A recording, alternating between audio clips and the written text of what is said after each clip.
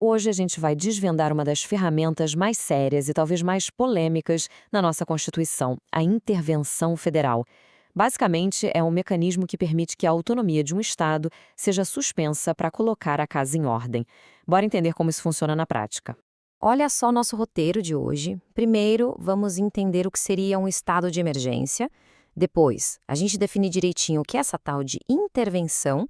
Aí vamos ver em que situações a União pode entrar em cena e como isso é acionado. Também vamos ver a diferença quando um estado intervém num município. E para fechar com chave de ouro, vamos analisar dois casos bem concretos e recentes de 2018. Para começar, vamos direto ao ponto com uma pergunta que, olha, já mostra o peso desse assunto. Parece coisa de filme, né? O governo federal, lá de Brasília, tomando as rédeas de um estado inteiro. Parece drástico, quase ficcional. Mas a resposta, acredite, é sim. A Constituição permite. E o mais interessante, já aconteceu, e não faz tanto tempo assim. Em 2018, por exemplo, o Brasil viu essa medida ser usada não uma, mas duas vezes. Primeiro no Rio de Janeiro, por causa de uma crise gigantesca na segurança pública, e depois, no finalzinho do ano, em Roraima, que enfrentava um colapso financeiro e uma crise migratória. Foram esses eventos que tiraram a intervenção dos livros de direito e jogaram ela direto no nosso noticiário. Então, com esses exemplos bem frescos na memória, vamos lá? O que é, afinal, essa tal de intervenção? Vamos entender direitinho o que a Constituição diz sobre ela. Pensa assim, a intervenção é como se fosse uma pausa temporária na autonomia de um Estado. É um ato de exceção, projetado para ser usado só em último caso mesmo. Sabe, quando nenhuma outra solução funcionou para resolver uma crise muito grave e garantir a ordem. Mas e aqui está o ponto mais importante. Para evitar que esse poder todo seja usado de qualquer jeito, a Constituição criou umas travas de segurança. São 4 regrinhas de ouro. A intervenção tem que ser excepcional, só para casos extremos. Precisa ser necessária, com motivo muito bom e documentado. Tem que ser temporária, com data para começar e para acabar. E, por último, tem que ser formal, seguindo um passo a passo bem rígido. Tudo isso para garantir que não seja uma decisão tirada da cartola. Entende? Ok, a gente já entendeu que é uma medida extrema. Mas que tipo de crise é tão grave assim para justificar uma intervenção federal? Quais são os gatilhos previstos na lei? Olha, a lista é bem séria e mostra que o buraco precisa ser bem mais embaixo. Pode acontecer para manter o país unido, para se defender de uma invasão estrangeira ou até de um Estado invadindo o outro. Também pode ser para acabar com uma desordem pública muito grave ou para garantir que o legislativo, o executivo e o judiciário consigam trabalhar. E, claro, para reorganizar as finanças de um Estado que quebrou ou forçar o cumprimento de uma lei. Os casos que a gente viu, do Rio e de Roraima, se encaixam perfeitamente aí. E aqui vem um detalhe crucial. O presidente da República não pode decidir isso sozinho e pronto, acabou. Ele até baixa o decreto, mas aí o relógio começa a correr. Ele tem só 24 horas para mandar o decreto para o Congresso Nacional, que vai dar o aval. No fim das contas, é o Congresso que bate o martelo. É um sistema de freios e contrapesos na prática, essencial para evitar qualquer abuso de poder. Outra coisa interessante é que a intervenção não tem um único jeito de começar. Existem vários caminhos possíveis, dependendo de quem aponta o dedo e diz: olha, temos um problema sério aqui.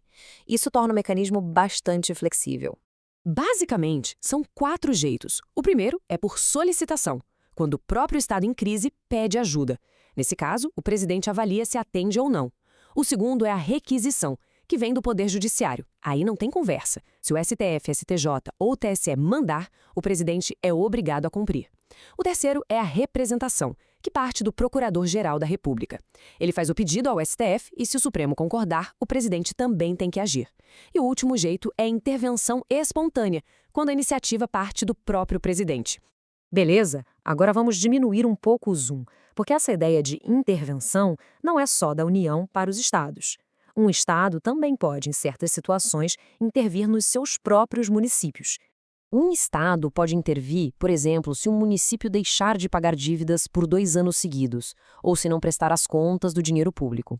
E olha que importante, também pode intervir se a prefeitura não aplicar o mínimo obrigatório em saúde e educação. Mas um detalhe crucial, a União, o governo federal, não pode chegar a intervir no município que fica dentro de um estado. Esse poder só existe para municípios de territórios federais, que hoje em dia a gente nem tem mais no Brasil. Certo. Agora que a gente já entendeu a teoria, vamos voltar para a prática. Vamos olhar de novo para aqueles casos de 2018, porque, com tudo isso em mente, a gente consegue enxergar como essa ferramenta foi usada de jeitos bem diferentes em cada situação.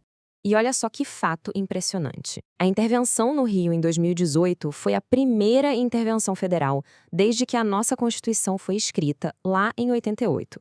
Imagina só, por 30 anos, essa foi uma ferramenta que ficou lá, guardadinha na lei, mas nunca tinha sido usada.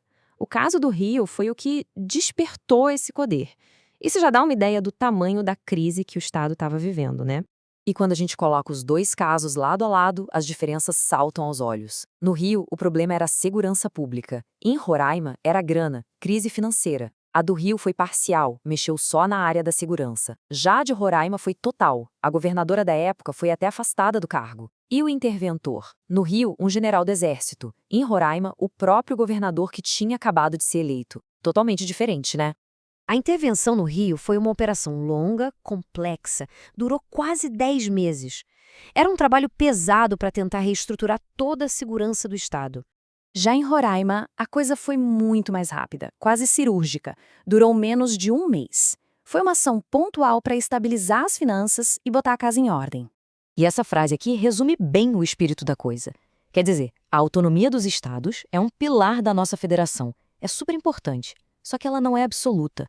Em situações extremas, ela pode ser temporariamente suspensa para proteger um bem maior, a ordem e o cumprimento da própria Constituição. E no fim das contas, a gente fica com essa questão, né? A intervenção federal é, sem dúvida, uma ferramenta poderosíssima para momentos de crise. Mas ela escancara uma tensão que existe em qualquer federação. De um lado, a autonomia dos estados e, do outro, a necessidade de manter a ordem no país inteiro.